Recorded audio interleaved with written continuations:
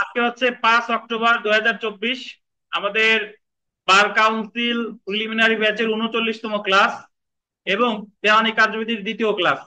তো আজকে আমরা গতদিন আহ আদেশ, ডিক্রি, রায় এই তিনটা সংজ্ঞা সম্পর্কে পড়েছিলাম। আজকে আমরা দুইয়ের তিনটা দেখি। দেখেন, দুইয়ের তিনে বলছে ডিক্রিদার বা ডিক্রি হোল্ডার।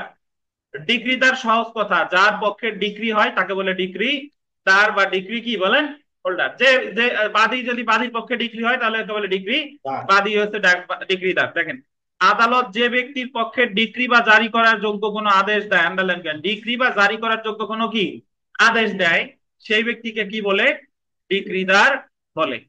তাহলে যার পক্ষে ডিক্রি হলো তাকে কি বলে ডিক্রিদার। দুইয়ের কত? দুইয়ের তিন, কথা শেষ। দুইয়ের দশে আসেন। দুইয়ের দশে আছে জাজমেন্ট ডেটর। অনেকে ডেটর উচ্চারণ করেন, এইখানে বিটা সাইলেন্ট থাকবে, করবেন জাজমেন্ট ডেটর। তো জাজমেন্ট ডেটরে বলে হচ্ছে দায়িক, যার বিপক্ষে ডিক্রি হয়।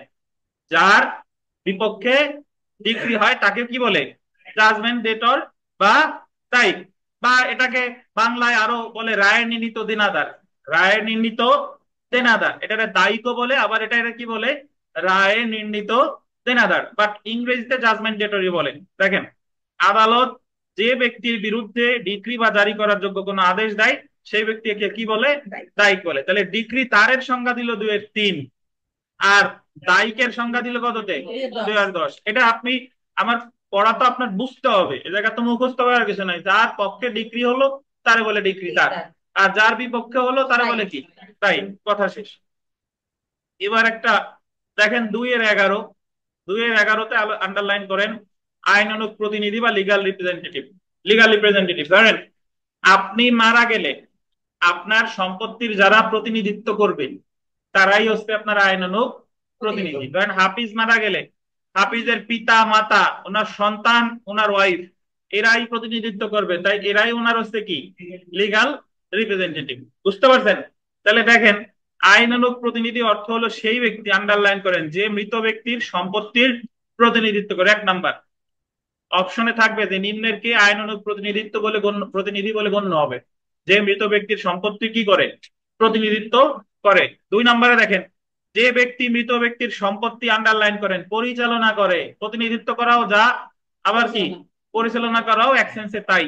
এবং যে ব্যক্তি মৃত ব্যক্তির, আন্ডারলাইন করেন, প্রতিনিধি হিসেবে মকদ্দমা করে, যে তার যে ব্যক্তি মারা গেছে তার প্রতিনিধি হিসেবে মামলা প্রতিদ্বন্দ্বিতা করতে পারে, বা মৃত ব্যক্তির প্রতিনিধি হিসেবে যার বিরুদ্ধে মামলা দায়ের করা যায়। যেমন উত্তরাধিকার, আন্ডারলাইন করেন, উইলের নির্বাহক মহান্ত সেবায়েত আইনানুগ প্রতিনিধি হিসেবে মকদ্দমা দায়ের করতে পারে। উত্তরাধিকার মানে আপনি মারা যাওয়ার পর যারা যারা সম্পত্তি পরিচালনা করবে তারা হলো উত্তরাধিকার। উইলের নির্বাহক মানে হচ্ছে আরিফ সাহেব তার সমস্ত সম্পত্তি ওনার ধরেন এক আত্মীয়র নামে উইল করে দিয়ে যাচ্ছে, বাট আত্মীয়র নামে উইল করে দেওয়ার আগে উইলটা কার্যকর হবে তারিফ সাহেব মারা যাওয়ার পরে। ওই উইলের একজন দায়িত্ব দিয়ে গেছে আমাদের মাসুদ মাসুদ তালুকদারের, যে তাহলে আরিফ সাহেব মারা গেলে মাসুদ সাহেব হচ্ছে উইলের নির্বাহক।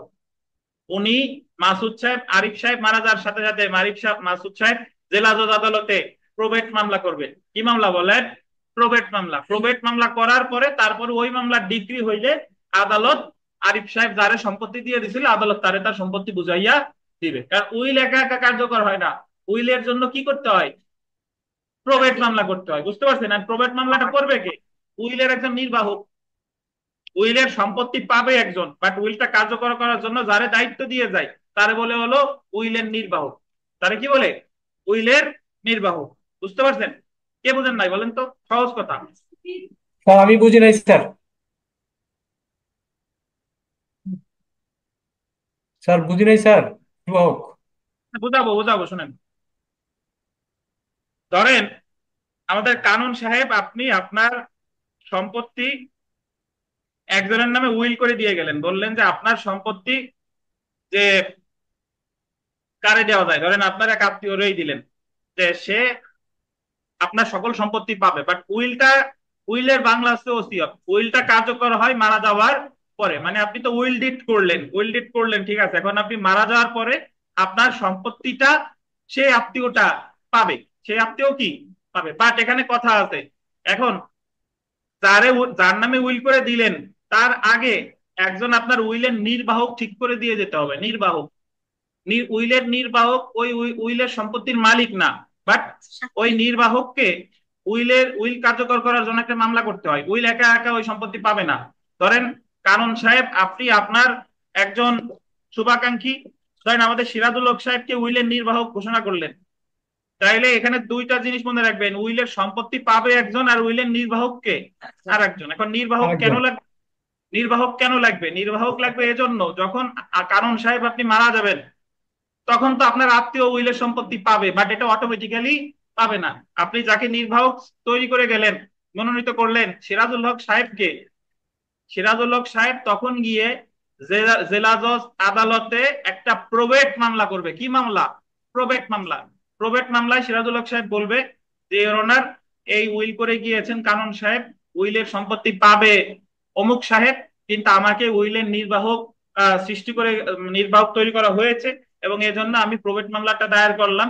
আপনি সবকিছু ঠিকঠাক আছে কিনা দেখে যে সম্পত্তি পাবে তার সম্পত্তি দিয়ে দেন, আমি দায় থেকে কি হই, মুক্ত হই। তাহলে উইলের নির্বাহক কেন লাগবে? কারণ যে কোনো উইল কার্যকর করতে হলে কি মামলা করা লাগে? প্রবেট মামলা। আর এই প্রবেট মামলাটা করে কে? উইলের নির্বাহক। বুঝতে পারছেন? স্যার বুঝতে পারছি। বাবা কি তার সম্পত্তি পারে, বাট এটা আবার ওই মুসলিম ল বা উইল আইনে চলে যেতে হয়। আপনি উইল ওয়ান, আপনি যদি আপনার, যে আপনি মারা গেলে নর্মালি তো সম্পত্তি পাবে, কারণ আপনি মারা গেলে আপনার স্বামী সন্তান এমনি সম্পত্তি পাবে। এখন তারপরেও যদি আপনি আপনার মেয়ের সম্পত্তি উইল করে দিয়ে যেতে চান, তাহলে আপনার অন্য যে উত্তরাধিকার আছে তাদের অনুমতি লাগবে। তাদের কি লাগবে?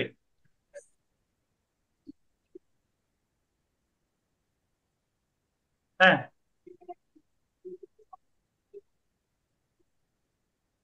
না, উনি উনি দান করে দিয়ে যেতে হবে, উনি উইল করে দিতে পারবে না। আর উইল করে দিতে হলে সবার সম্মতি লাগবে, অন্য তিন মেয়ের। আর এই জায়গায় উনি ওয়ান থার্ড এর বেশি উইল করতে পারবে না।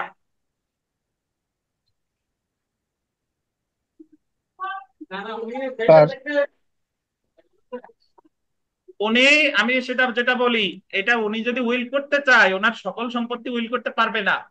ওই মেয়েদের বরাবর এক তৃতীয়াংশ, 100 টাকা থাকলে 33 টাকা উইল করতে পারবে।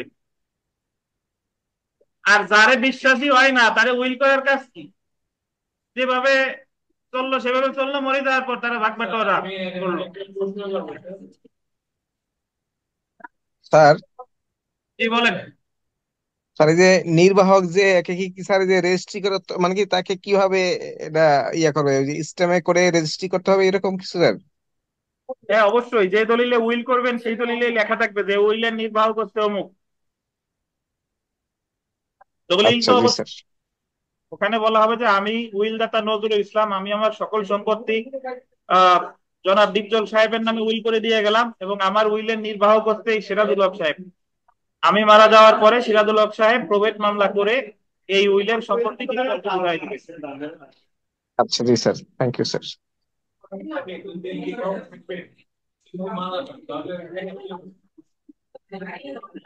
এই থামেন।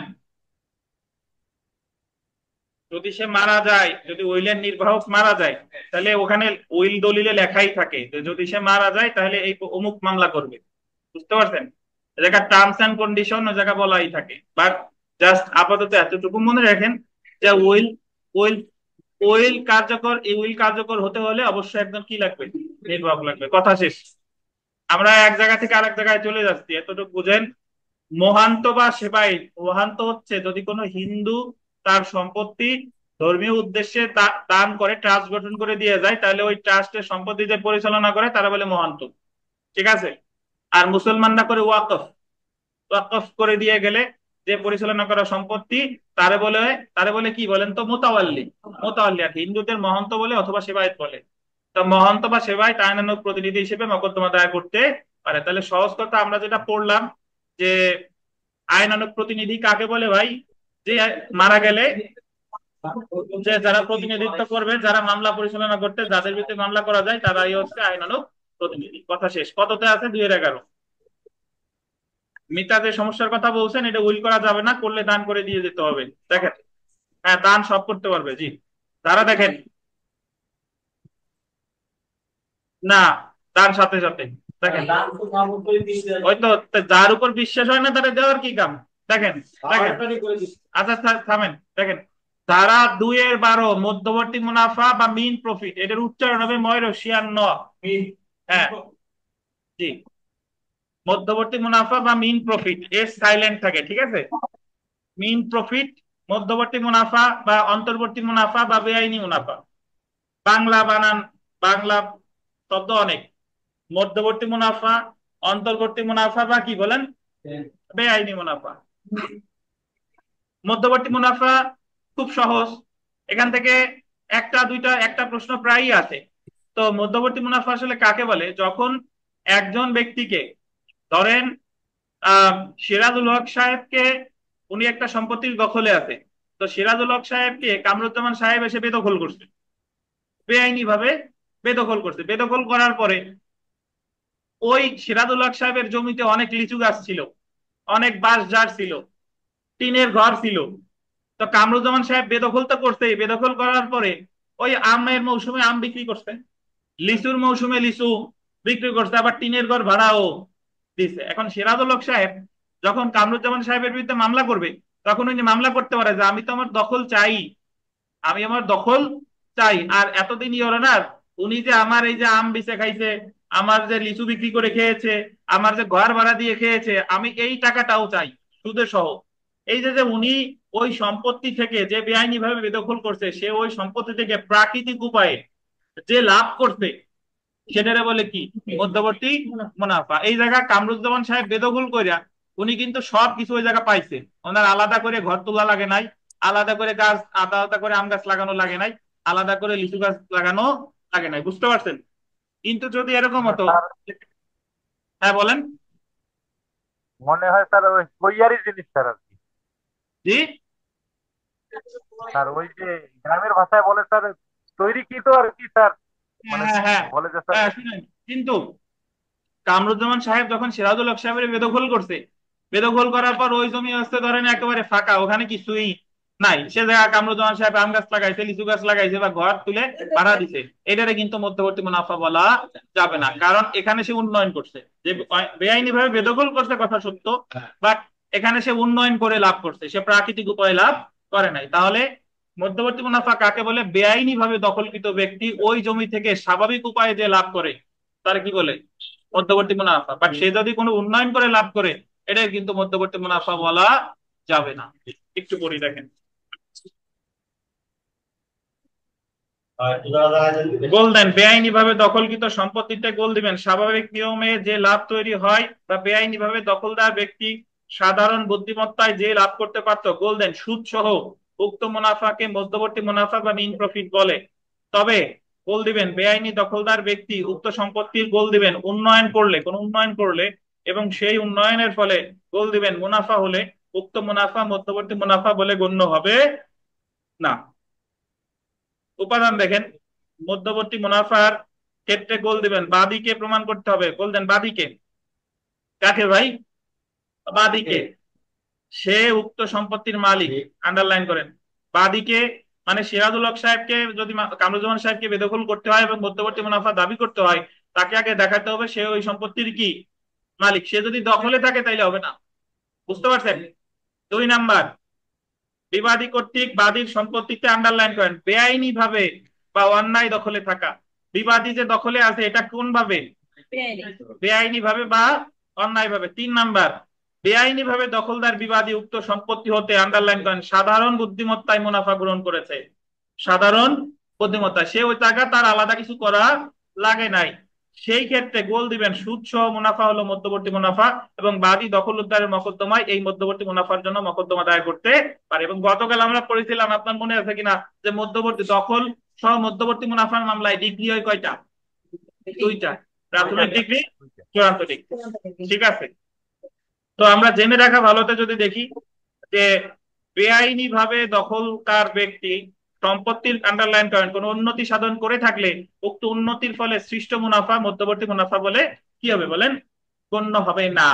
কারণ সে যদি বেদখল করছে, একটা আকাম করছে, ঠিক আছে, বাট সে সেই জায়গায় নিজে একটা ঘর দিছে, নিজে একটা বাঁশ জাল লাগাইছে, তাহলে ওই বাঁশ জাল, বাঁশ বিক্রি করলে বা ওই ঘর ভাড়া দিলে যে টাকা পাবে, এটা কিন্তু মধ্যবর্তী মুনাফা হবে না। কেন হবে না বলেন? কারণ এটা সে উন্নয়ন করছে। তারপরে দেখেন, মধ্যবর্তী মুনাফার ক্ষেত্রে আন্ডারলাইন করেন, বাদীকে প্রমাণ করতে হবে যে সে উক্ত সম্পত্তির মালিক এবং বিবাদী উক্ত সম্পত্তিতে অবৈধ বা বেআইনি দখলে ছিল। উদাহরণ দেখেন, করিম একটি জমিতে 5 বছর ধরে বেআইনি ভাবে দখলে আছে। খায়রুল উক্ত জমির মালিক। উক্ত জমিতে কিছু বাঁশ ঝাড় করে ওঠে।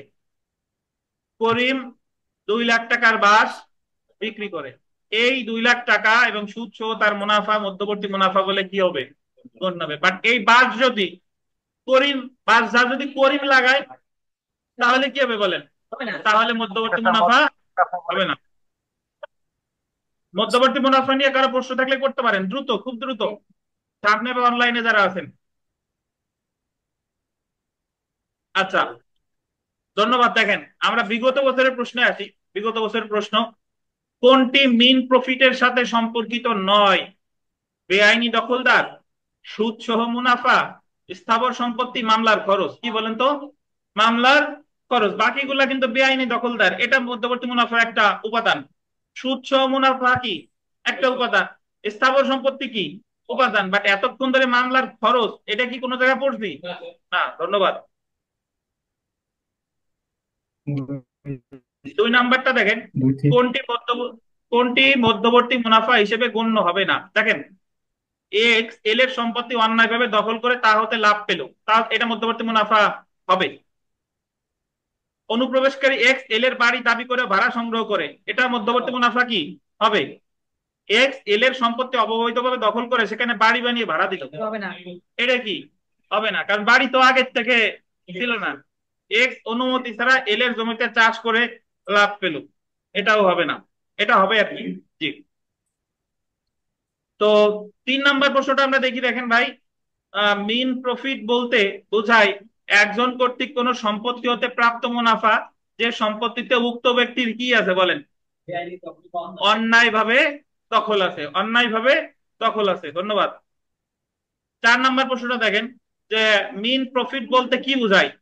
মিন প্রফিট বলতে বেআইনি ভাবে দখল করে লাভ। বেআইনি ভাবে দখল করে লাভ। আমরা সেলফ প্র্যাকটিসে যদি চলে আসি, সেলফ প্র্যাকটিসের 3 নাম্বার প্রশ্নটা দেখেন, যে নিম্নের কোন ব্যক্তি আইনানুগ প্রতিনিধি হিসেবে গণ্য হবে? মৃত ব্যক্তির সম্পত্তির কি বলেন? প্রতিনিধিত্বকারী। মৃত ব্যক্তির সম্পত্তির প্রতিনিধিত্বকারী। 4 নাম্বার প্রশ্নটা দেখেন, এক্স তার এক পুত্র ইউসুফ এবং বিবাহিত এক মেয়ে জুলেখাকে রেখে মারা গেছে। এক্স কর্তৃক দায়েরকৃত মকদ্দমা তার মৃত্যুর পর পরিচালিত হতে পারে কে কর্তৃক? দেখেন, ইউসুফ এবং জুলেখা উভয় কর্তৃক আইনানুগ প্রতিনিধি হিসেবে। কারণ এক্স এর মেয়ে, ছেলে মেয়ে কজন? ওই যে ওই দুইজন, ইউসুফ আর জুলেখা। ধন্যবাদ। দেখেন, 7 নাম্বার প্রশ্নটা দেখেন। 7 নাম্বার প্রশ্ন আপনাদের বলতে নাই? আচ্ছা, না থাকলে সমস্যা নাই, না থাকলে শুনেন। নিম্নলিখিত কোন বিষয়টি মধ্যবর্তী মুনাফা? একটা হলো অন্যায়ভাবে দখলকৃত ব্যক্তির সাধারণ বুদ্ধিমত্তায় তৈরিকৃত কোনো লাভ, এটা মধ্যবর্তী মুনাফা। অথবা বেআইনি ভাবে দখলি সম্পত্তিতে স্বাভাবিক কোনো লাভ। বুঝতে পারছেন? ধন্যবাদ। আমরা দেওয়ানি আদালত সমূহ চলে আসবো। আমরা মোটামুটি এখানে ডেফিনেশন ক্লজ বা যে সংজ্ঞাগুলো আছে, এই সংজ্ঞাগুলো শেষ করলাম। এই সংজ্ঞাগুলো আমরা যদি একটু মনে করার চেষ্টা করি, দেখেন, প্রথমে একেবারে সবার প্রথমে পড়েছিলাম রুল 2-18। 2-18 মনে আছে কিনা? তারপরে পড়লাম ডিক্রি 2 কত? 2। তারপরে পড়লাম আদেশ 2 কত? 14। তারপরে পড়লাম রায় 2 কত? 9। তারপর পড়লাম ডিক্রিদার কত? 2-3। তারপরে পড়লাম দায়ী 2 কত? 2-10। তারপরে পড়লাম আইনানুগ প্রতিনিধি কত? 2-11। তারপরে পড়লাম এই যে আপনার আহ মধ্যবর্তী মুনাফা 2-12। বলেন, সরকারি উকিল কত? 2-7। আর শুধু উকিল কত? 2-15। 2-15। জাজ 2 কত? 8। ঠিক আছে, এইগুলো মনে রাখতে পারলেই ইনশাল্লাহ হবে। এবং এগুলা মুখস্থ করার কোনো বিষয় না। আমি আপনারে আবারও বলি, আপনি বারবার পড়বেন। মুখস্থ যে হয় না, যারা যারা মনে করেন যে আমি ভুলে যাচ্ছি, মনে থাকে না, তার মানে আপনি সঠিক পথেই আছেন। যদি আপনার সব মনে থাকে তাইলে আপনি অস্বাভাবিক। আচ্ছা, আসেন দেখেন। তো দেওয়ানি আদালত সমূহ বা সিভিল কোর্ট, আমাদের ফৌজদারি কার্যবিধিতে ফৌজদারি আদালতের গঠন সম্পর্কে আলোচনা করতে কয় ধারায়? ছয় ধারায়। ছয় ধারায় দেখেন।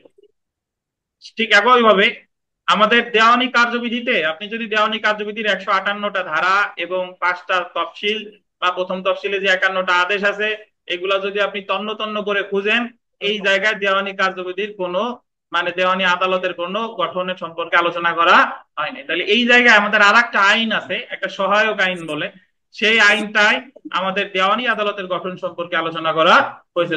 শুধু যে দেওয়ানি আদালতের গঠন আলোচনা করছে তা না, এই জায়গায় অনেক কিছু দেওয়ানি আদালতের মানে যে যে কথাগুলো দেওয়ানি কার্যবিধিতে আলোচনা করা হয় নাই, এর অনেক কিছুই দেওয়ানি আদালত আইন 1887-তে আলোচনা করা হয়েছে। দেখেন, দেওয়ানি আদালত সমূহের গঠন সম্পর্কে সিভিল কোডস অ্যাক্ট 1887 এর গোল দিবেন 3 ধারায় বর্ণনা করা হয়েছে।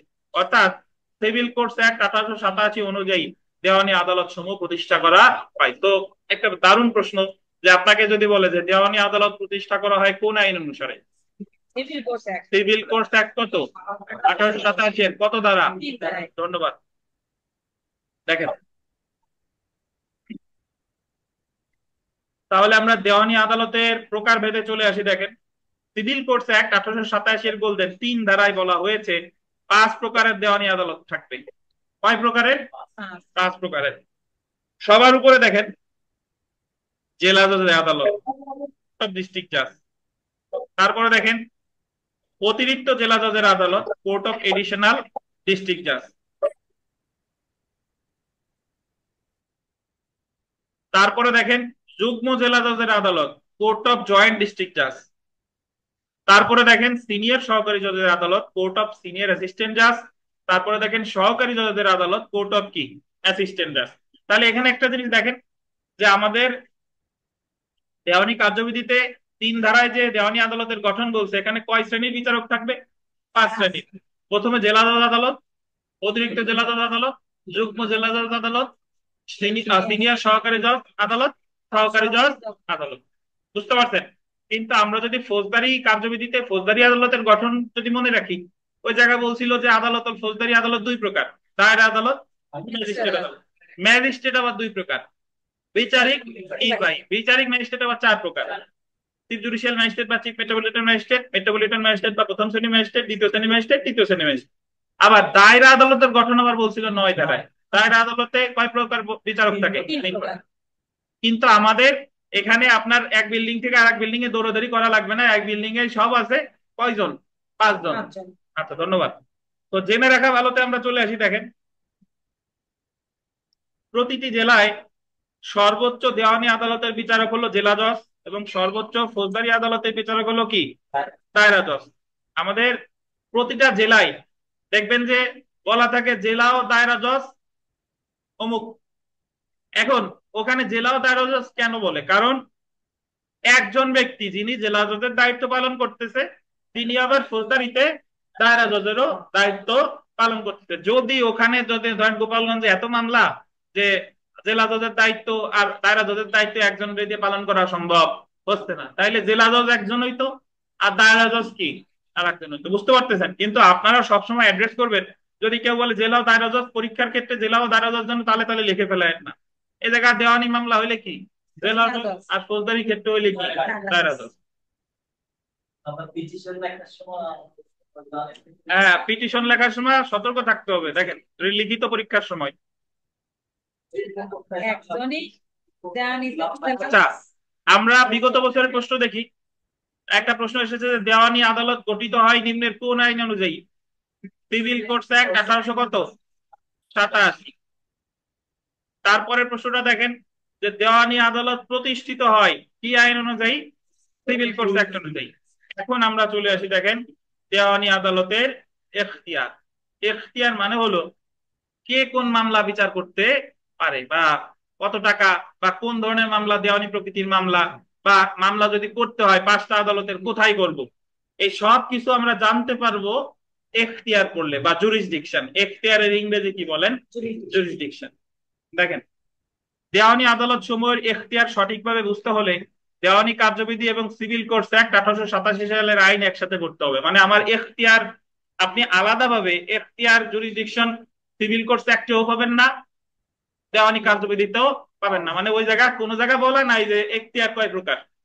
তাহলে এখতিয়ারকে আমার এই কোড অফ সিভিল প্রসিডিওর 1908 এবং সিভিল কোর্টস অ্যাক্ট 1887 এই দুইটার সমন্বয়ে এখতিয়ার আমার বানাইতে হবে। দেখেন, কারণ এই দুইটি আইনে দেওয়ানি আদালতের বিভিন্ন এখতিয়ার বর্ণনা দেওয়া হয়েছে। আলোচনার প্রয়োজনে দেওয়ানি আদালতের এখতিয়ারকে প্রধানত 5 কেটে 3 করেন। 5 সাধারণত 5 ভাগ ভুল না, আমি আবারও বলি 5 ভাগ কি ভুল না, আবার 3 ভাগও ভুল না। তবে কারণ আমাদের দেওয়ানি কার্যবিধির কোনো ধারা, কোনো আদেশ বা সিভিল কোর্টস অ্যাক্টের কোনো ধারাই বলে নাই যে এখতিয়ার 5 প্রকার বা এখতিয়ার 3 প্রকার।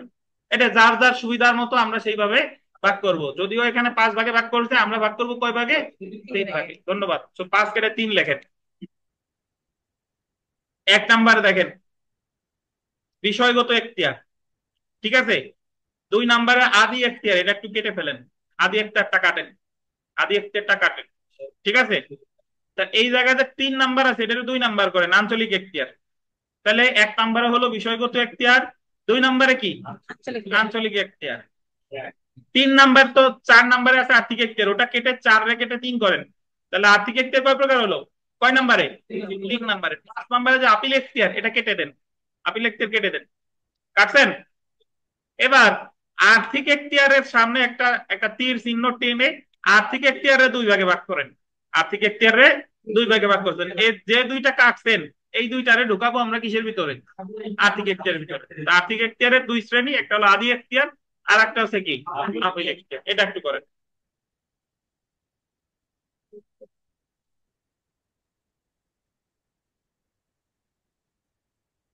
তাহলে আমাদের দেওয়ানি কার্যবিধিতে এখতিয়ার কয় প্রকার? সবার প্রথমে বিষয়গত এখতিয়ার, তারপরে কি আঞ্চলিক এখতিয়ার, তারপরে কি আর্থিক এখতিয়ার। আর্থিক এখতিয়ার কয় ভাগে ভাগ করা যায়? 2 ভাগে। প্রথম হচ্ছে কি আদি এখতিয়ার, পরে হচ্ছে কি আপিল এখতিয়ার। আমরা প্রথমে চলে আসি 1 নম্বরে, আন্ডারলাইন করেন বিষয়গত এখতিয়ার বা সাবজেক্টিভ জুরিসডিকশন। বিষয়গত এখতিয়ার বা সাবজেক্টিভ জুরিসডিকশন, এটারে ই দিয়ে লেখেন, অবলিক দিয়ে লেখেন সাধারণ এখতিয়ার। বিষয়গত এখতিয়ার আর এক নাম হচ্ছে সাধারণ এখতিয়ার, সাধারণ এখতিয়ার।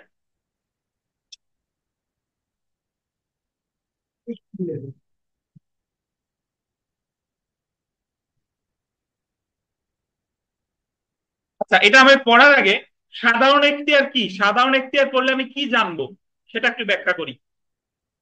সাধারণ এখতিয়ারের আর এক নাম কি? বিষয়গত এখতিয়ার বা সাবজেক্টিভ জুরিসডিকশন। এখন দেওয়ানি আদালতে কোন ধরনের মামলা করা যাবে সেই সম্পর্কে বলছে এই বিষয়গত এখতিয়ারের মধ্যে। কোথায় কোন বিষয়ের মামলা করা যাবে? আমরা ফৌজদারি কার্যবিধি পড়ে এসেছি, আমরা জানি ফৌজদারি আদালতে মামলা করা যায় হচ্ছে কোনো অপরাধ যদি সংগঠিত হয় তাহলে সেই সম্পর্কে বিচার পাওয়ার জন্য মামলা করতে হয় কোথায়?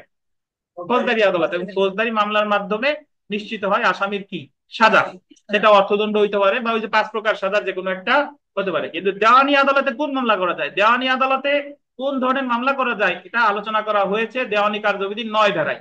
কয় ধারায় বলেন? দেওয়ানি কার্যবিধির 9 ধারায় বলছে দেওয়ানি প্রকৃতির মামলা। কি মামলা? দেওয়ানি প্রকৃতির মামলা। দেওয়ানি আদালতে শুধু দেওয়ানি প্রকৃতির মামলা করা যায়। এখন তাও ক্লিয়ার হইলো না যে দেওয়ানি প্রকৃতির মামলা আসলে কি। এক দেওয়ানি প্রকৃতির মামলা ওই 9 ধারার সংজ্ঞার মধ্যে লেখছে যদি বারিত না থাকে, যদি নিষেধ না থাকে, তাহলে দেওয়ানি আদালতে 2 ধরনের মামলা করা যায়, একটা হলো সম্পত্তির অধিকার আর একটা হলো পদের অধিকার। কি কি বলেন? সম্পত্তির অধিকার আর একটা কি পদের অধিকার। Right to office, right two কি বলেন প্রপার্টি। তাহলে সম্পত্তির অধিকারে বলে রাইট টু প্রপার্টি, আর পদের অধিকারে বলে রাইট টু অফিস। বুঝতেন? এখন তাহলে যদি কেউ বলে যে বিষয়গত এখতিয়ার বা সাবজেক্টিভ জুরিসডিকশন সম্পর্কে আলোচনা করা হয়েছে দেওয়ানি কার্যবিধির কয় ধারায়? 9 ধারায়। বা যদি বলে যে দেওয়ানি প্রকৃতির মামলা সম্পর্কে আলোচনা করছে কয় ধারায়? 9 ধারায়। দেওয়ানি প্রকৃতির মামলা বলতে বোঝায় right to office, right to property, মানে পদের অধিকার, সম্পত্তির অধিকার। এখন সম্পত্তির অধিকার কি? আপনার একজন বেদখল করছে, আপনি দখল পুনরুদ্ধার মামলা করলেন, এটা সম্পত্তির অধিকার। আপনার একজন বেদখল করছে, আপনি মালিক হিসেবে মামলা করলেন, এটাও সম্পত্তির অধিকার। বা আপনার কাছ থেকে একজন 50,000 টাকা নিয়ে গেছে, এখন আপনি তার টাকা চাচ্ছেন, দিচ্ছে না, তাহলে ওটা কি সম্পত্তির অধিকার। পদের অধিকার কি? পদের অধিকার হচ্ছে এরকম যে আপনারে আপনি হেডমাস্টার হওয়ার যোগ্য, বাট আপনার হেডমাস্টার হিসেবে মানতেছে না। হেডমাস্টার হিসেবে কি মানতেছে না, এগুলো পদের অধিকার। আপনার ভোট দেওয়ার অধিকার আছে, কিন্তু ভোট দিতে তারা দিচ্ছে না। করোনার সময় করোনার সময় অনেকে লাশ কবর দিতে দেয় নাই, বা ধরেন শ্মশানে পুরাইতে দেয় নাই। বাট এগুলা যদি সেই সময় তো কোর্ট কাছারি বন্ধ ছিল, এটা যদি এই যে এই দেওয়ানি মামলা করতো, তাহলে অবশ্যই তার পক্ষে ডিক্রি হতো। এগুলারে বলা হচ্ছে কিসের অধিকার বলেন? পদের অধিকার। বুঝতে পারছেন? তাহলে যদি আপনাকে বলে যে বিষয়গত এখতিয়ার বা আপনার সাবজেক্টিভ জুরিডিকশন, এটা আলোচনা করা হয়েছে দেওয়ানি কার্যবিধির কত ধারায়? নয়। একটু পড়ি। দেওয়ানি কার্যবিধির 9 ধারা। এবং আমি একটা কথা বলি, এই যে যে পড়তেছি, এটা যদি আপনি ভালোভাবে পড়েন, তাহলে আপনার লিখিতর একটা প্রশ্ন হয়ে গেছে, একটা না বেশ কয়েকটা হয়ে গেছে। এই যে ওখানে প্রশ্ন আছে যে সাবজেক্ট মানে এখতিয়ার কি, বিভিন্ন প্রকার এখতিয়ার সম্পর্কে আলোচনা করুন। দেখেন, দেওয়ানি কার্যবিধির 9 ধারায় দেওয়ানি আদালতগুলোকে দেওয়ানি প্রকৃতির মকদ্দমার বিচার করার আন্ডারলাইন করেন সাধারণ এখতিয়ার দেওয়া হয়েছে। দেওয়ানি আদালত সমূহ কোন ধরনের মকদ্দমার বিচার করতে পারে বা করার এখতিয়ার আছে, দেওয়ানি কার্যবিধির আন্ডারলাইন করেন 9 ধারায় বর্ণনা করা হয়েছে। দেওয়ানি কার্যবিধির 9 ধারায় বলা হয়েছে আদালতের এখানে বর্ণিত বিধানাবলী সাপেক্ষে সকল প্রকার দেওয়ানি প্রকৃতির, আন্ডারলাইন করেন, দেওয়ানি প্রকৃতির মকদ্দমা বিচার করার এখতিয়ার থাকে। কি কি প্রকৃতির? দেওয়ানি প্রকৃতির। কেবল সেই সকল মকদ্দমা ব্যতীত যেইগুলা বিচারার্থে গ্রহণ গোল্ডেন প্রত্যক্ষ বা পরোক্ষভাবে বারিত হয়েছে। মানে প্রত্যক্ষ বা পরোক্ষভাবে বারিত মানে হলো নিষেধ করা। প্রত্যক্ষ বা পরোক্ষভাবে যদি নিষেধ করা না থাকে, তাহলে সকল প্রকারের দেওয়ানি মামলা দেওয়ানি আদালতে দায়ের করা যাবে। এখন এতটুকু পরেও ক্লিয়ার না যে দেওয়ানি প্রকৃতির মামলা তাইলে কি, সেটা আমরা ক্লিয়ার হচ্ছে নিচে গিয়ে দেখেন।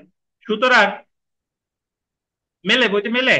সুতরাং দেওয়ানি আদালত কর্তৃক কোন মকদ্দমা বিচার হওয়ার ক্ষেত্রে গোলদের নিম্নলিখিত 2টি শর্ত পূরণ করতে হবে। কয়টা? 2টা। যথা 1 নাম্বার, মকদ্দমাটি অবশ্যই দেওয়ানি প্রকৃতির হতে হবে। The suit must be of civil nature. দেওয়ানি প্রকৃতির মামলা কি এখন পর্যন্ত আমরা বুঝি নাই। এবং মকদ্দমাটি বিচারার্থে গ্রহণ করতে দেওয়ানি আদালত প্রত্যক্ষ বা পরোক্ষভাবে বারিত হবে না। ইংলিশটা দেখেন, the suits cognisance is not, cognisance শব্দটা গোল্ডেন, কগনিজেন্স। আমাদের ফৌজদারি মামলা যেরকম কগনিজেন্স শব্দটা ব্যবহার করা হয়েছে, ফৌজদারি মামলায় টেকিং কগনিজেন্স কত দাঁড়ায়? ম্যাজিস্ট্রেট হলে 190, দায়রা আদালত হলে 193। বুঝতে পারছেন? আর দেওয়ানি মামলায় কগনিজেন্স নেয় 9 ধারায়। কয় ধারায়? দেওয়ানি কার্যবিধির 9 ধারায়। দেখেন, cognizance is not barred either expressly or impliedly. যাই হোক, এবার আমরা চলে আসি যে দেওয়ানি প্রকৃতির মামলা তাহলে কাকে বলে, এটা আমরা আরো ক্লিয়ার হই। দেখেন, দেওয়ানি প্রকৃতির মকদ্দমা বা suits of A civil nature, দেওয়ানি কার্যবিধির 9 ধারায় দেওয়ানি প্রকৃতির মকদ্দমার সংজ্ঞা দেওয়া হয়েছে। 9 ধারার ব্যাখ্যায় বিধান করা হয়েছে যে মকদ্দমায় বল দেবেন সম্পত্তি কি, সম্পত্তি এটা স্থাবর হতে পারে, এটা কি বা বা শব্দটা বললেন, বা বা পদের অধিকার সম্পর্কে প্রতিদ্বন্দ্বিতা হয়, সেই মকদ্দমা দেওয়ানি প্রকৃতির যদিও উক্ত অধিকার সম্পূর্ণরূপে, আন্ডারলাইন করেন, ধর্মীয় আচার বা উৎসব সম্পর্কিত সিদ্ধান্তের উপর নির্ভর করতে পারে। ধরেন আপনার এলাকায় দুর্গা পূজা হচ্ছে, মুসলমানরা দুর্গা বললো যে এই জায়গা মণ্ডপ করতে আপনি পারবেন না, তাহলে আপনার যে কি মামলা করতে হবে? দেওয়ানি মামলা। এটা আপনার এই যে পদের অধিকার।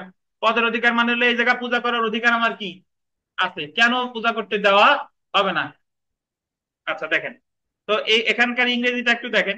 এ suit in which the under, এটা বল দিবেন right to property. Right to property পাইছেন? রাইট টু প্রপার্টি, অর মানে কি এবং না কিন্তু, or to an office. Right to property আর একটা হলো right to an office. Office মানে হচ্ছে কি পদের অধিকার। তো সুতরাং সুতরাং 9 ধারায় নিম্নলিখিত গোলদেন 2টি অধিকার বিষয়ক মকদ্দমাকে দেওয়ানি প্রকৃতির মকদ্দমা হিসেবে উল্লেখ করা হয়েছে। কি কি? একটা দেখেন, আন্ডারলাইন করেন, সম্পত্তির অধিকার, এটার বলে রাইট টু প্রপার্টি। সম্পর্কে প্রতিনিধিত্ব হয় এমন মকদ্দমা যেমন বন্ধকি সম্পত্তি উদ্ধারের অধিকার, ঋণ উদ্ধারের অধিকার, সরকারি কর্মকর্তার বকেয়া বেতনের অধিকার ইত্যাদি দেওয়ানি প্রকৃতির কি মকদ্দমা। বা আন্ডারলাইন করেন, পদের অধিকার, রাইট টু কি অফিস, এই সম্পর্কে প্রতিনিধিত্ব হয় এমন মকদ্দমা যেমন মোতাওয়াল্লির পদের অধিকার হানি করা হয়েছে, সেই মর্মে কি ঘোষণার মকদ্দমা। মোতাওয়াল্লি কে ভাই? ওয়াকফ, দাতব্য উদ্দেশ্যে বা ধর্মীয় উদ্দেশ্যে মুসলমানরা যে সম্পত্তি দান করে, সেই সম্পত্তি যে দেখাশোনা করে তারা বলে কি মোতাওয়াল্লি। এখন আপনি সিস্টেমে আইসা মোতাওয়াল্লিরে কি করে দিচ্ছেন? তাহলে উনার মামলা করতে হবে, কিসের মামলা? এই দেওয়ানি মামলা। তারপরে চলে আসেন চুক্তিভঙ্গের জন্য ক্ষতিপূরণের মকদ্দমা বা ভাড়া আদায়ের মকদ্দমা, সুনির্দিষ্ট প্রতিকার যেমন চুক্তি বলবৎ। ধন্যবাদ। দেখেন তাহলে চুক্তিভঙ্গের জন্য ক্ষতিপূরণের মকদ্দমা, ভাড়া আদায়ের মকদ্দমা, সুনির্দিষ্ট প্রতিকার যেমন চুক্তি বলবৎ, চুক্তি রদ, দলিল সংশোধন, দলিল বাতিল, ঘোষণামূলক মকদ্দমা, নিষেধাজ্ঞা, সম্পত্তিতে দখল উদ্ধার সম্পর্কিত ইত্যাদি মকদ্দমা হলো দেওয়ানি প্রকৃতির মকদ্দমা। তাহলে আপনাকে যদি পরীক্ষায় প্রশ্ন আসে যে দেওয়ানি প্রকৃতির মকদ্দমা সম্পর্কে আলোচনা করা হয়েছে দেওয়ানি কার্যবিধির কত ধারায়, বিষয়গত এখতিয়ার কয় ধারায়, 9 ধারায়, সাবজেক্টিভ জুরিডিকশন কয় ধারায়, 9 ধারায়, যদি বলে দেওয়ানি মামলা বিচারার্থে গ্রহণ করে বা আমলে নেয় কত ধারায়, 9 ধারায়। দেখেন দেওয়ানি প্রকৃতির মকদ্দমা আমলে নেওয়ার বিধান the code of civil procedure 1908 এর কোন ধারায় উল্লেখ করা হয়েছে, কত ধারায়, 9 ধারায়। এখানে ওখানে কগনিজেন্স শব্দটা ব্যবহার করা হয়েছে, আর আমরা ফৌজদারি কার্যবিধি থেকেই জানি কগনিজেন্সের বাংলা হলো দুইটা, এক হয় আমলে নেওয়া নাহলে বিচারার্থে গ্রহণ।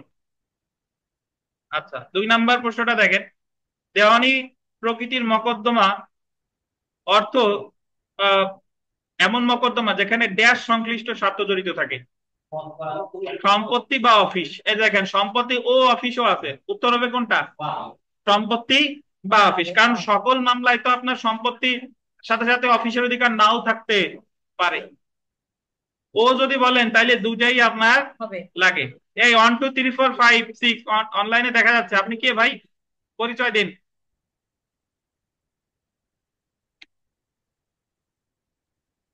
হ্যালো,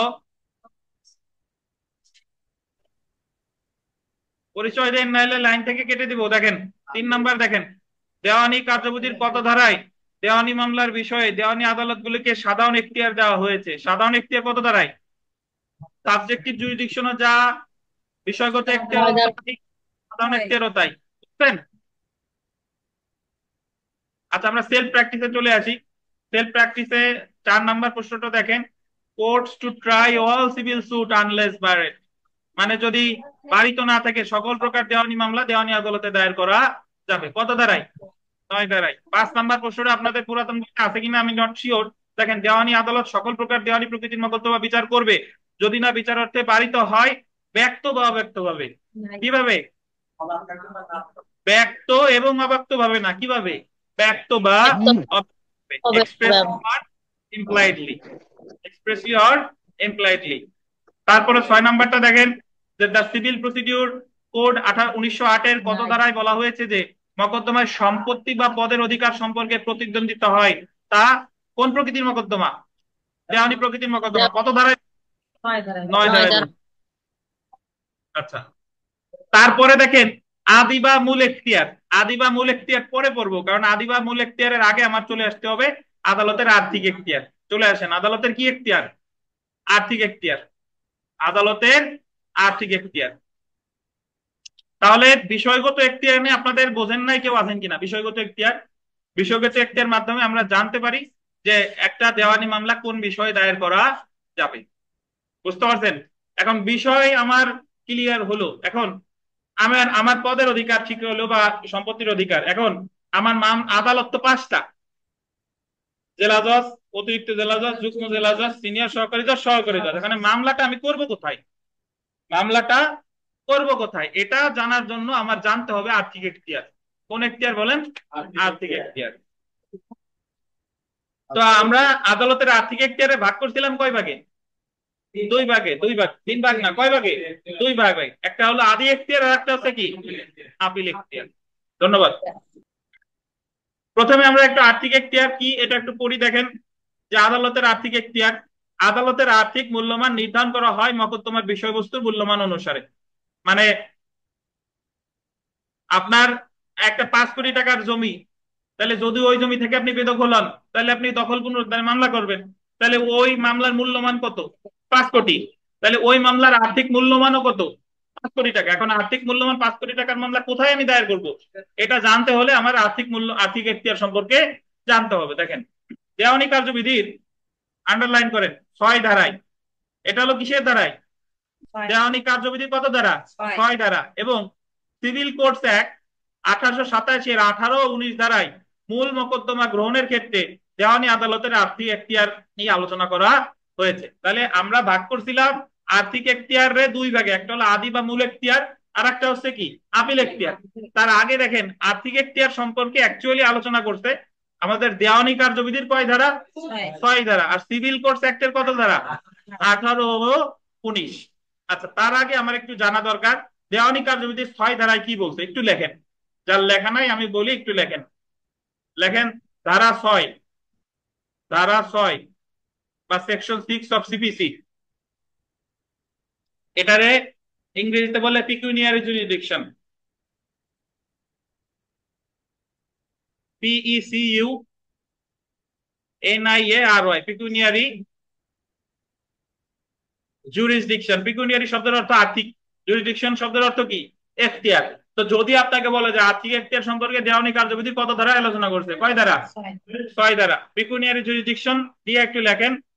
প্রতিটি প্রতিটি দেওয়ানি আদালত, প্রতিটি দেওয়ানি আদালত তার আর্থিক এখতিয়ারের, প্রতিটি দেওয়ানি আদালত তার আর্থিক এখতিয়ারের সীমার মধ্যে বিচার করবে। বুঝতে পারছেন কি বললেন? প্রতিটি দেওয়ানি আদালত তার আর্থিক এখতিয়ারের সীমার মধ্যে বিচার করবে।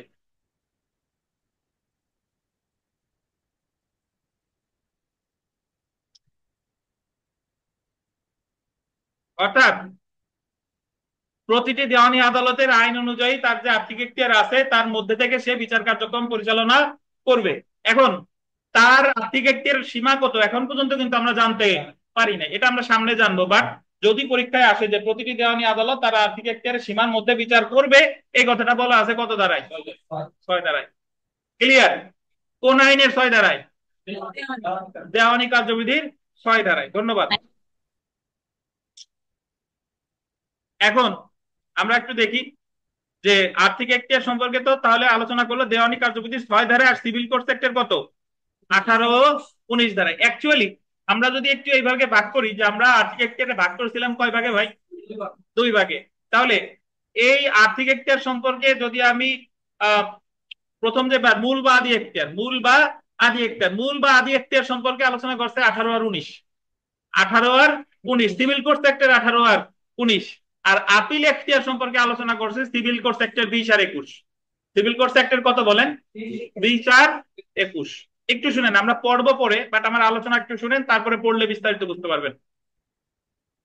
আমাদের সিভিল কোড সেক্টর 18 ধারায় বলতেছে জেলা জজ এবং যুগ্ম জেলা জজের আর্থিক এখতিয়ার অসীম। আর্থিক এখতিয়ার কত বলেন? অসীম। মানে যে কোনো মূল্যমানের মামলা জেলা জজ অথবা অতিরিক্ত জেলা জজের কাছে, সরি যুগ্ম জেলা জজের কাছে দায়ের করা যাবে। এটা বলতেছে সিভিল কোড সেক্টর কত ধারা? আমরা সব পড়বো তার আগে বাট আমি যে কথাগুলো বলতেছি একটু মনোযোগ দিয়ে শুনেন। এখন যদি কোনো মামলার মূল্যমান ধরেন 100 কোটি টাকা, তাহলে আমাদের সূত্র অনুযায়ী 18 ধারার বিধান অনুযায়ী এই মামলাটা জেলা জজের কাছেও দায়ের করা যায়, আবার কি যুগ্ম জেলা জজের কাছেও দায়ের করা যায়। বাট মামলাটা দায়ের হবে কোথায়? এই সমাধানটা দিছে দেওয়ানি কার্যবিধির 15 ধারায়। কত ধারায়? দেওয়ানি কার্যবিধির কত ধারায় বলেন?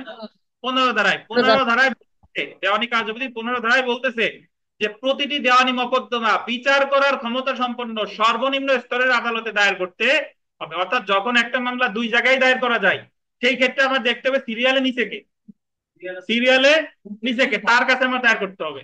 ধরেন আমরা সিভিল কোড সেক্টর 18 ধারায় জানলাম যে জেলা জজের কাছেও দায়ের করা যায়, যুগ্ম জেলা জজের কাছেও দায়ের করা যায়, ঠিক আছে। কিন্তু এই জায়গায় আমি একটা মামলা তাহলে দায়ের করবো কোথায়? এটার সমাধান দিচ্ছে দেওয়ানি কার্যবিধির কত ধারা? 15 ধারা। তাহলে জেলা জজ আর যুগ্ম জেলা জজের মধ্যে সিরিয়ালে নিচে কে? যুগ্ম জেলা জজ। তাহলে যে মামলাটার মূল্যমান অসীম, যদিও দুই জায়গায় দায়ের করা যায়, বাট দায়ের করতে হবে কোথায়? যুগ্ম জেলা জজের কাছে। এটা বলতেছে দেওয়ানি কার্যবিধির কত ধারা? 15 ধারা। আবার দিছে বিরতি, নামাজ শেষে 10 মিনিট পর আবার শুরু হবে। ধন্যবাদ।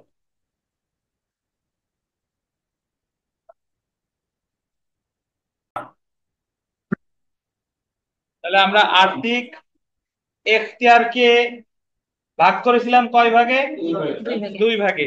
এই দুই ভাগের মধ্যে এক ভাগ ছিল হলো মূল বা আদি এখতিয়ার, আর এক ভাগ হচ্ছে কি আপিল এখতিয়ার। তো তার মধ্যে আমরা বিরতির আগে পড়েছি যে আর্থিক এখতিয়ার সম্পর্কে আলোচনা করা হয়েছে দেওয়ানি কার্যবিধির 6 ধারায়, আর সিভিল কোড সেক্টর 18 আর 19 ধারায়। 18 আর 19 ধারা পড়লে আমরা জানতে পারবো যে 5 প্রকার আদালতের মধ্যে কোন কোন আদালতে মূল মামলা দায়ের করা যাবে।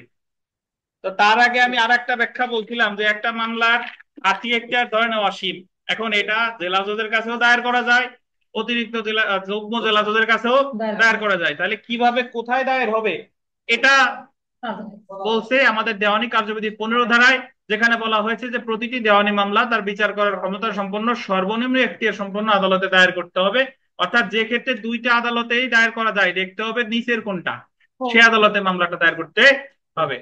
তাহলে সিভিল কোর্টস অ্যাক্টের 18 ধারায় বললো যে মামলা আপনার আহ জেলা জজের কাছেও দায়ের করা যায়, যুগ্ম জেলা জজের কাছেও দায়ের করা যায় যে সকল মামলার মূল্যমান অসীম। এখন আমরা চলে আসি যে সিভিল কোর্টস অ্যাক্টের 19 ধারায় কি বলছে, আমরা পড়বো পরে, আগে আমি যে কথাগুলো বলি এই কথাগুলো একটু শুনেন। আমাদের 2021 সালে এই সিভিল কোর্টস অ্যাক্টের 19 ধারাটা সংশোধন করা হয়। 19 ধারা সংশোধন করে যেখানে বলা হয়েছে যে আগে সহকারী জজের আর্থিক এখতিয়ার ছিল, সহকারী জজ, সহকারী জজের আর্থিক এখতিয়ার ছিল 15 লাখ পর্যন্ত। কত বলেন? সরি, আগে ছিল 2 লাখ, আগে ছিল 2 লাখ, আগে ছিল 2 লাখ। আর অর্থাৎ যে সকল মামলার মূল্যমান 2 লাখ টাকা পর্যন্ত, 21 সালের আগের কথা বলতেছি, সে সকল মামলা হবে সহকারী জজের কাছে। আর সিনিয়র সহকারী জজের ছিল 4 লাখ, 4 লাখ। কিন্তু এখন 2021 সালের 1 ফেব্রুয়ারি এই সংশোধনীটা কার্যকর হয়। এখন সহকারী জজের আর্থিক এখতিয়ার 2 লাখের জায়গায় 15 লাখ, আর সিনিয়র সহকারী জজের আর্থিক এখতিয়ার 25 লাখ। এখন বিষয়টা হচ্ছে 15 লাখ 1 থেকে 15, আবার 1 থেকে 25, 1 থেকে 15, 1 থেকে 25। বিষয়টা এমন না যে 1 থেকে 15 আর 15 লাখ 1 থেকে 25, ব্যাপারটা তা না, 1 থেকে 15, 1 থেকেই 25। শুনেন, ব্যাখ্যা আসতেছি।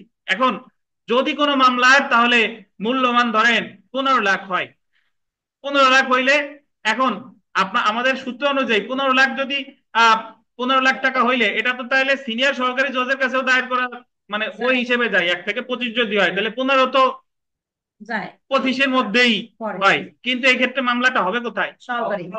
সহকারী জজের কাছে। কেন হবে বলেন?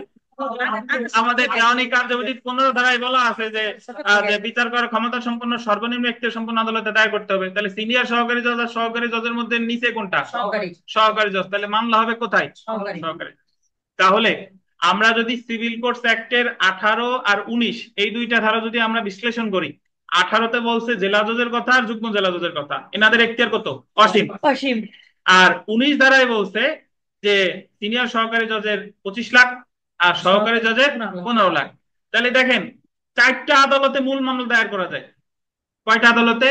4টা আদালত, জেলা জজ, যুগ্ম জেলা জজ, সিনিয়র সহকারী জজ, সহকারী জজ। বাদ পড়ছে কোনটা বলেন? তাহলে অতিরিক্ত জেলা জজের আদালতে মূল মামলা দায়ের করা যায় না। তার মানে কি বুঝলেন যে কোন আদালতে মূল মামলা দায়ের করা যায় না যদি প্রশ্ন আসে? অতিরিক্ত জেলা জজ। তাহলে এই যে সকল আদালতে মূল মামলা দায়ের করা যায় এই আদালতকে বলে বলে আদি এখতিয়ার সম্পন্ন আদালত বা court of first instance. Court of কি? তাহলে কোর্ট অফ ফার্স্ট ইনস্ট্যান্স কয়টা? কি কি? জেলা জজ, যুগ্ম জেলা জজ, সিনিয়র সহকারী জজ, সহকারী। ক্লিয়ার? আচ্ছা, এখন আমরা পড়া শুরু করলে বুঝবেন। দেখেন,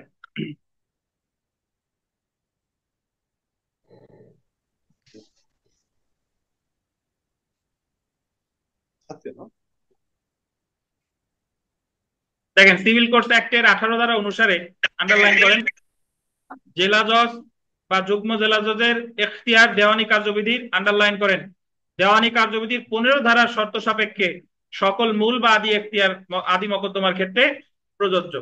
দেখেন, জেলা জজ বা যুগ্ম জেলা জজ আন্ডারলাইন করবেন কত টাকা মূল্যমানের মকদ্দমা বিচারের জন্য আমলে নিতে পারে সেটার কোনো আর্থিক সীমা 18 ধারায় উল্লেখ করা হয়নি। 18 ধারায় কিন্তু অসীম, আগেও অসীম ছিল, এখনো অসীম, না মিললে সমস্যা নাই। সেহেতু জেলা জজ বা যুগ্ম জেলা জজের আর্থিক এখতিয়ার কি বলতেন? সীমাহীন। তাহলে জেলা জজ বা যুগ্ম জেলা জজের আর্থিক এখতিয়ার কি বলেন? সীমাহীন। যে কোনো মূল্যমানের মকদ্দমা বিচারার্থে গ্রহণ করতে পারে, কিন্তু জেলা জজ বা যুগ্ম জেলা জজের এই আর্থিক এখতিয়ার দেওয়ানি কার্যবিধির আন্ডারলাইন করেন 15 ধারার শর্ত সাপেক্ষ। কোন ধারা?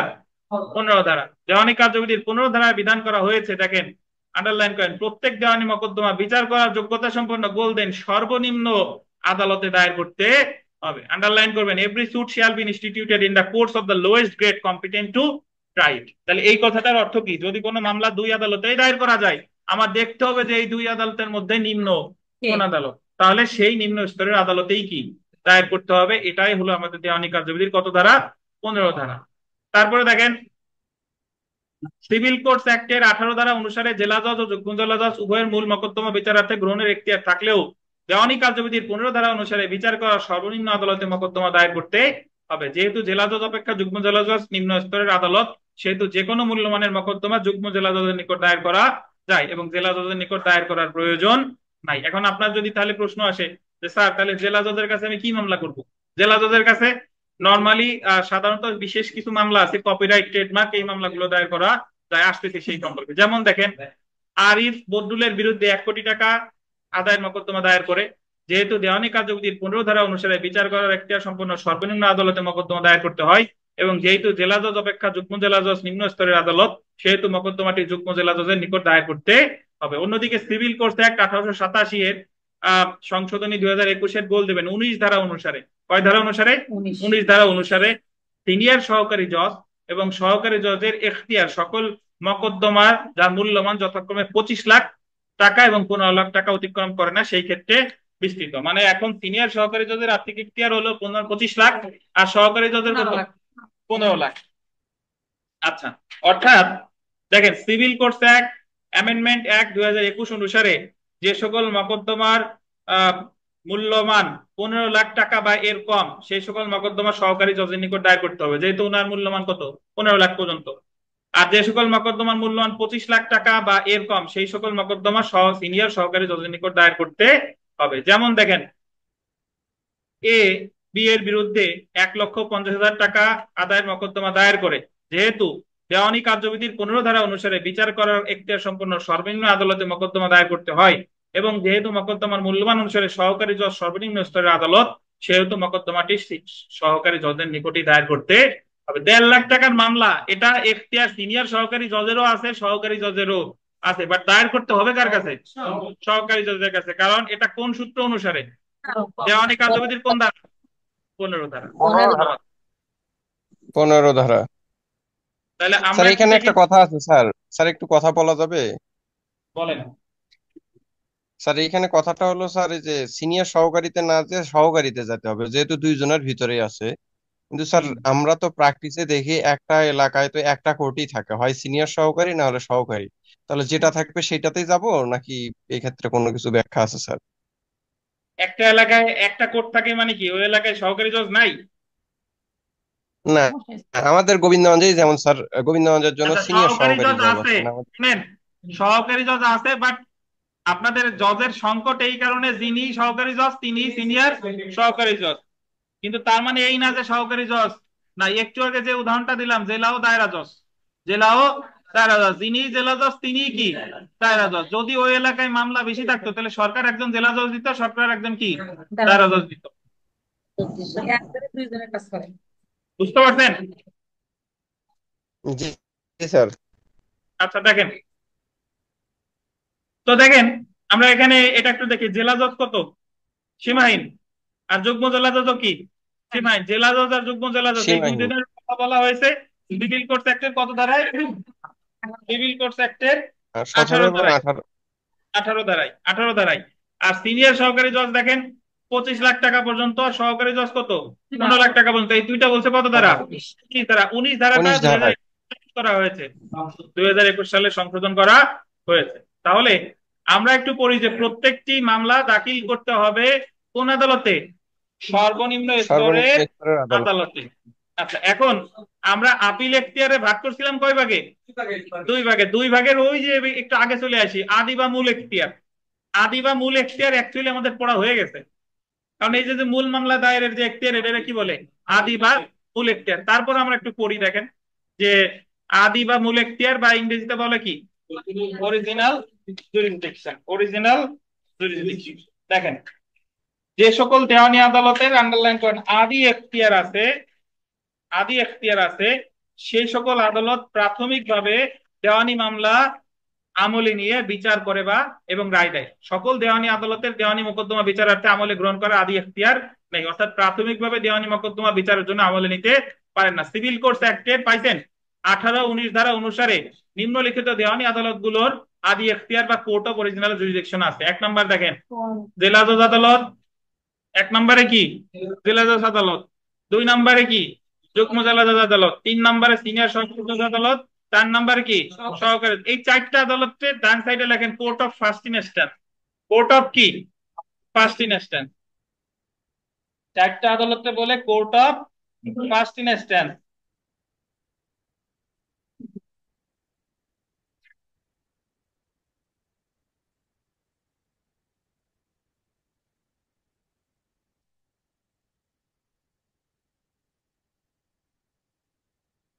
কোর্ট অফ ফার্স্ট ইনস্ট্যান্স মানে হলো যে আদালতে মূল মামলা দায়ের করা যায়। তাহলে সিভিল কোর্টস অ্যাক্ট 1887 এর 18 ধারা অনুসারে জেলা জজ বা যুগ্ম জেলা জজ এবং 19 ধারা অনুসারে সিনিয়র সহকারী জজ ও সহকারী জজের এখতিয়ার মূল মামলা পর্যন্ত বিস্তৃত হবে, অর্থাৎ বিচারার্থে যে কোনো দেওয়ানি মূল মোকদ্দমা আমলে নিতে পারে। এবং এর আগে আমরা বিস্তারিত করছি, 18 ধারায় বলছে সীমাহীন, আর 19 ধারায় বলছে সিনিয়র সহকারী জজের কত?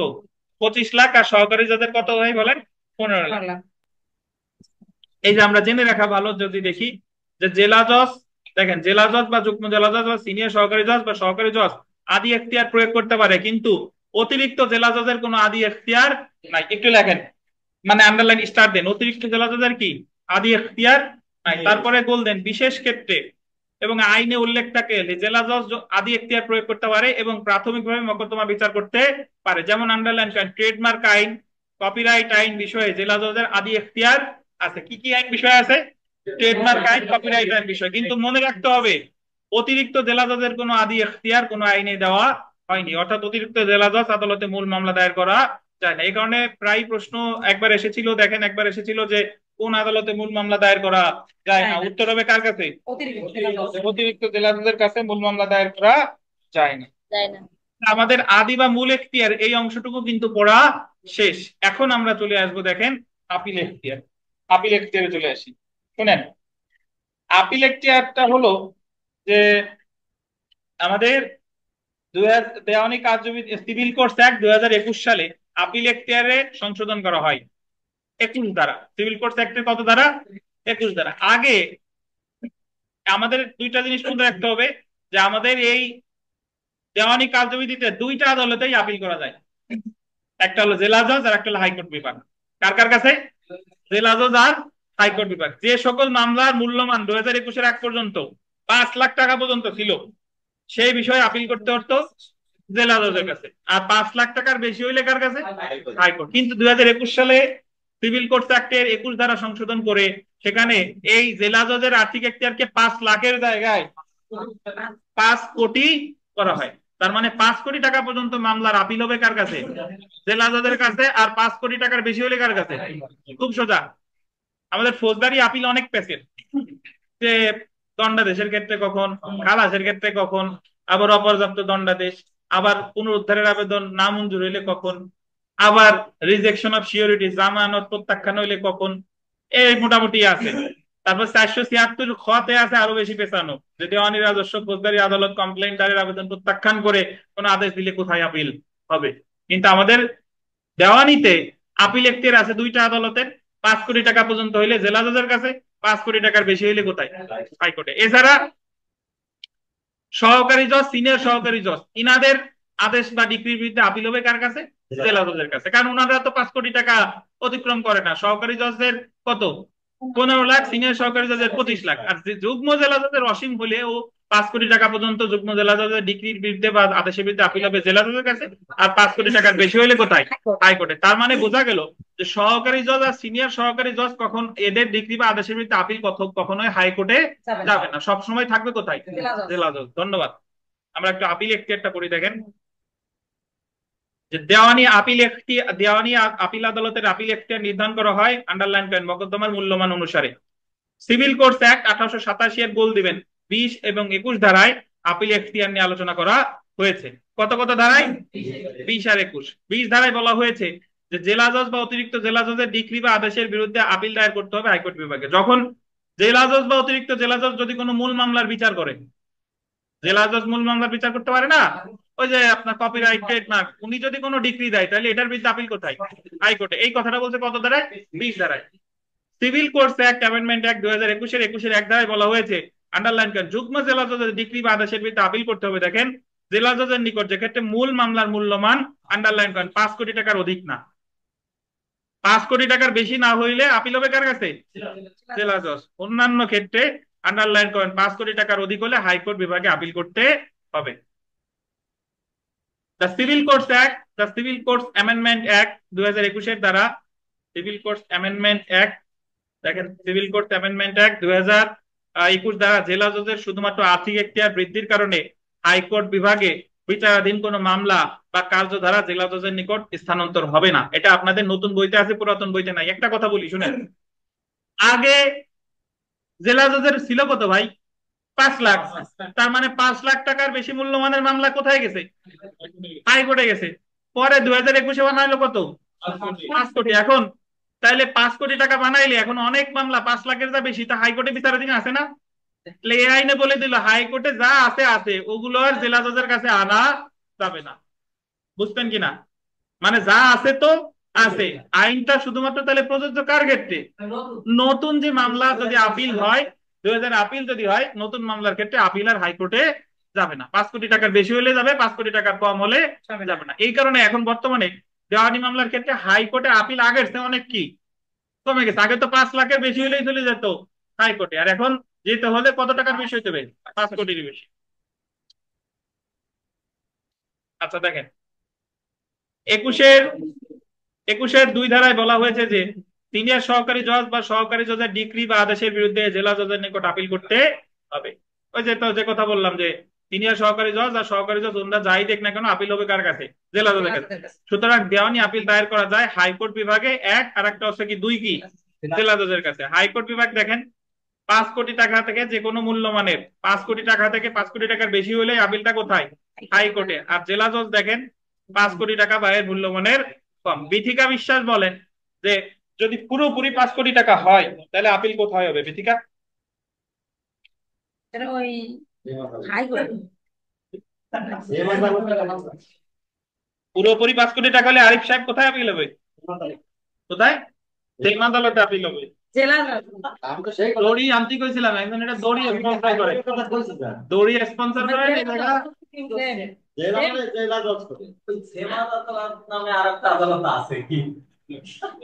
কোন আদালতে? সেম আদালত হলো কেমনে? হ্যাঁ না, উনি বলছে, আমি হাইকোর্ট। উনি বলছে 5 কোটি টাকা হইলে জেলা জজ, 5 কোটি 1 টাকা হইলে কোথায়? দেখুন 5 কোটি টাকা পর্যন্ত তো জেলা জজের ক্ষমতা আছে, উপরে গেলেই তো হাইকোর্ট। এই কথা বলবো। ধন্যবাদ। দেখেন আর কথা না বাড়াই, সংক্ষেপে জেনে সংক্ষেপে মনে রাখুন। আচ্ছা, মকদ্দমার মূল্যমান 5 কোটি টাকা বেশি হলে আপিল করতে হবে হাইকোর্ট বিভাগে। আর 5 কোটি টাকা, 5 কোটি মকদ্দমার মূল্যমান এই যে দেখেন 5 কোটি বা এর কম হলে আপিল করতে হবে কার কাছে? জেলা জজের কাছে। জেলা জজ যে সকল আপিল অতিরিক্ত জেলা জজ বা যুগ্ম জেলা জজের নিকট প্রেরণ করে, অতিরিক্ত জেলা জজ বা যুগ্ম জেলা জজ আপিল শুনানি ও নিষ্পত্তি করতে পারে। জেলা জজ তার মামলা কার কাছে পাঠাবে এটা তার ইখতিয়ার। সে যদি অতিরিক্ত জেলা জজের কাছেও পাঠাইতে পারে আপিল শুনানি করার জন্য, যুগ্ম জেলা জজের কাছেও পাঠাইতে পারে। যার কাছেই পাঠাক না কেন সে নিষ্পত্তি করলে ধরে নিয়ে হবে কে? জেলা জজ নিষ্পত্তি করেছে। The civil courts act 2000 amendment act 2021 কার্যকর হয় 1 ফেব্রুয়ারি 2021 থেকে। 1 ফেব্রুয়ারি কত বলেন? 2021। আচ্ছা লিখে নেন 2021, 1 ফেব্রুয়ারি 2021 লেখা আছে আপনাদের একাধিকবার।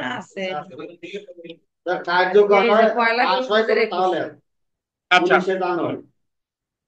তাহলে আমরা আপিল আর্থিক এখতিয়ারে, শুনেন আমি একটু ব্যাখ্যা দিই। আমরা এখতিয়ারে ভাগ করছি কয় ভাগে? 3 ভাগে। একটা হলো সাধারণ এখতিয়ার বা বিষয়গত এখতিয়ার। বিষয়গত এখতিয়ার আলোচনা করছে দেওয়ানি কার্যবিধির কয় ধারায়? নয় দাঁড়ায়। দেওয়ানি কার্যবিধি কয় দাঁড়ায়? 9 দাঁড়ায়, শেষ। আর আর্থিক এখতিয়ার আলোচনা করছি কোন কোন আইনের কোন ধারা, আমি একটু বলি। দেওয়ানি কার্যবিধির লাগতেছে 6 ধারা, দেওয়ানি কার্যবিধি লাগতেছে 15 ধারা, ঠিক আছে। আর সিভিল কোর্টস অ্যাক্টের লাগতেছে 18, 19, 20, 21। তার ভিতরে মূল মামলার ক্ষেত্রে 18 আর 19, আর আপিলের ক্ষেত্রে কত? 20 আর 21। এই 18, 19, 20, 21 এই 4টা ধারা কিন্তু দেওয়ানি কার্যবিধির না, সিভিল কোর্ট, ঠিক আছে। এর ভিতরে 18 আর 19 হলো মূল মামলা দায়েরের ক্ষেত্রে আর্থিক এখতিয়ার, আর 20 আর 21 কত? আপিলের ক্ষেত্রে। এখন যদি আপনাকে বলে যে 2021 সালে কোন দুইটা ধারা সংশোধন করা হয়, 19 আর 21, 19 আর 21, 18, 20 কিন্তু সংশোধন করে না, ওটা আগে যা ছিল এখনো তাই আছে। তাহলে 2021 সালের যে সিভিল কোর্টস অ্যাক্ট, এই সিভিল কোর্টস অ্যাক্টের কোন দুইটা ধারা সংশোধন করা হয়? 19 আর 21। মূল মামলার ক্ষেত্রে 19, আপিলের ক্ষেত্রে কত? 21। 18 আর 19 সংশোধন করা হয় নাই। 18 আর 20 সংশোধন করা হয় নাই। দেখেন আমরা একটু এখানে একটু এখানে একটা শখ আছে লাস্টে, দেখেন এটা আমরা সব পারি। যদি বলে আদি এখতিয়ার, আদি এখতিয়ার বললে আমাদের ধারা মূল মামলার ক্ষেত্রে আদি এখতিয়ার এটা হচ্ছে কত বলেন? একটু দাঁড়ান। মূল মামলার ক্ষেত্রে আদি এখতিয়ার হচ্ছে 18 আর 19। এর মধ্যে সহকারী জজ, সিনিয়র সহকারী জজ বলছে 19-এ, আর যুগ্ম জেলা জজ, জেলা জজ বলছে 18-তে। আর আপিলের ক্ষেত্রে বলছে 20 আর 21। তাহলে এটা আর আলাদা করে পড়লাম না, আমরা সরাসরি বিগত বছরের প্রশ্নে চলে আসি। দেখেন বিগত বছরের প্রশ্ন 2023 সালের জুডিশিয়াল সার্ভিস পরীক্ষা একটা প্রশ্ন এসেছে যে দেওয়ানি মোকদ্দমায় যুগ্ম জেলা জজের আর্থিক এখতিয়ার কত? সীমাহীন। যুগ্ম জেলা জজের আর্থিক এখতিয়ার কত? সীমাহীন। তারপরে দেখেন বিজিএস পরীক্ষা 2011 সালের পরীক্ষা একটা প্রশ্ন এসেছে, ভেজালে প্রশ্ন, যে দেওয়ানি আদালতের আদি এখতিয়ারকে কয় ভাগে ভাগ করা যায়। নরমালি আদি এখতিয়ারের উত্তর হবে 2 ভাগে, বাট আমরা যে আলোচনা করছি তাতে আদি এখতিয়ারে আমরা কোনো ভাগে ভাগ করি নাই। বাট আদি এখতিয়ারে 2 ভাগে কেমনে করা যায়, একটা হলো মূল মামলার ক্ষেত্রে আর একটা হচ্ছে আপিলের ক্ষেত্রে। যে মূল মামলার ক্ষেত্রে আদি এখতিয়ার আর একটা হচ্ছে আপিলের ক্ষেত্রে আদি এখতিয়ার। একটু লিখে রাখেন যে মূল মামলার ক্ষেত্রে আদি এখতিয়ার যে অমুক অমুক আদালতে মূল মামলা করা যায়, আর আপিলের ক্ষেত্রে হলো অমুক অমুক আদালতে আপিল করা যায়, ঠিক আছে। মূল মামলার ক্ষেত্রে আদি এখতিয়ার, আপিলের ক্ষেত্রে আদি এখতিয়ার।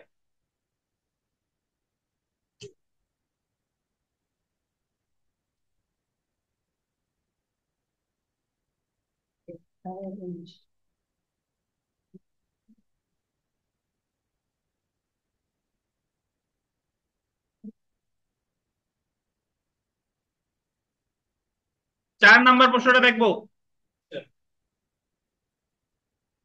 দ্য সিভিল কোর্টস অ্যাক্ট 1887 অনুযায়ী স্থানীয় এখতিয়ারাধীন সকল দেওয়ানি আদালতের উপর জেলা জজের কোন ধরনের নিয়ন্ত্রণ থাকবে?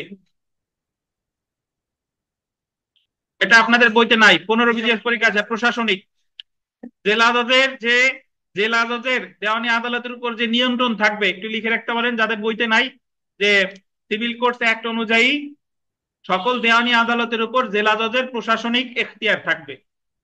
কি এখতিয়ার? প্রশাসনিক এখতিয়ার। সিভিল কোর্টস অ্যাক্ট অনুযায়ী, সিভিল কোর্টস অ্যাক্টের 9 ধারা। জেলা জজের সকল দেওয়ানি আদালতের উপর প্রশাসনিক এখতিয়ার থাকবে, একটু মনে রাখেন। বিচারিক ও প্রশাসনিক না, কি বলেন? প্রশাসনিক।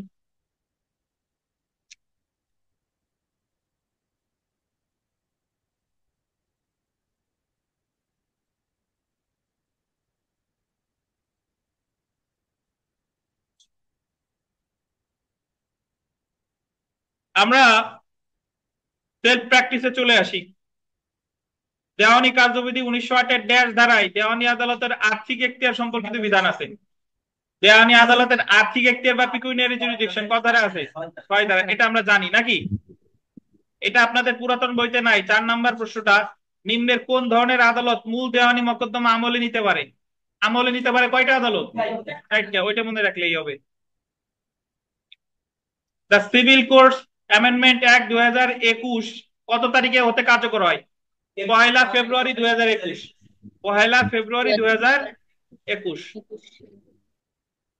যদি বলে যে কোন কোন ধারা সংশোধন করা হয়? 19 আর 21, 19 আর 21। 9 নম্বর প্রশ্ন, আপনাদের পুরাতন বইতে নাই, the civil courts amendment act 2021 কার্যকর হওয়ার কতদিনের মধ্যে জেলা জজ, যুগ্ম জেলা জজ বা সিনিয়র সহকারী জজের নিকট বিচারাধীন মকদ্দমা বা কার্যক্রম এখতিয়ারধীন আদালতের নিকট প্রেরণ করবে? মানে ওই যে এখতিয়ার সংশোধনের ফলে দেখা গেলো আগে যে মামলাটা বিচার করতো যুগ্ম জেলা জজ, এখতিয়ার সংশোধনের ফলে এই যুগ্ম জেলা জজ তো এখন অসীম ঠিকই আছে, বাট সহকারী জজের এখন 15, সিনিয়র সহকারী জজের কত? 25 লাখ। তাহলে যুগ্ম জেলা জজের কাছে যে সকল মামলা 15 বা 25 লাখের আছে, এই যুগ্ম জেলা জজ এই মামলাগুলো আবার প্রেরণ করবে কার কাছে? সহকারী জজ বা সিনিয়র সহকারী জজের কাছে। এর উত্তর হচ্ছে 90 দিনের মধ্যে। কয় দিনের মধ্যে? 90 দিন। তার মানে একটা জিনিস দেখেন, হাইকোর্ট তার মামলা পাঠাবে না, হাইকোর্ট তার মামলা কি পাঠাবে না, কিন্তু যুগ্ম জেলা জজ তার মামলা পাঠাবে এই আইনের কয় দিনের মধ্যে? 90 দিনের মধ্যে। বুঝেন নাই মনে হয়? না বুঝলে সমস্যা নাই, আপনার মাথায় নেওয়া লাগবে না, পাশের জন্য নেওয়া লাগবে না, বুঝাচ্ছি দেখেন, ধরতে না পারলে সমস্যা নাই।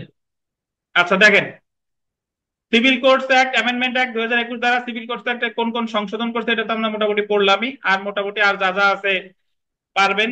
আজকে আমরা আঞ্চলিক এখতিয়ারটা পড়বো না, কারণ আপনাদের একটা পরীক্ষা আছে, পরীক্ষাটা দেন। আমরা দুইটা এখতিয়ার পড়লাম, এখতিয়ারের মধ্যে একটা হলো কি বিষয়গত এখতিয়ার, আর একটা হচ্ছে কি আর্থিক এখতিয়ার। এখন শুনেন, বিষয়গত এখতিয়ারের মাধ্যমে আমরা জানলাম যে একটা দেওয়ানি আদালতে কোন ধরনের মামলা দায়ের করা যায়, আর আর্থিক এখতিয়ার সম্পর্কে আমরা জানলাম যে 5টা আদালতের কোন আদালতে আমি মামলাটা দায়ের করব। আর বাদ থাকলো আগামী দিন ইনশাল্লাহ পড়বো আঞ্চলিক এখতিয়ার। আঞ্চলিক এখতিয়ার মানে আমি কোন জেলায় মামলাটা করব, আমি কি নড়াইল করব না যশোর করব বা গোপালগঞ্জ করব না ঢাকা করব, এই কোন আদালতে করব এই এখতিয়ারটা জানার জন্য আমার পড়তে হবে কি এখতিয়ার? আঞ্চলিক এখতিয়ার।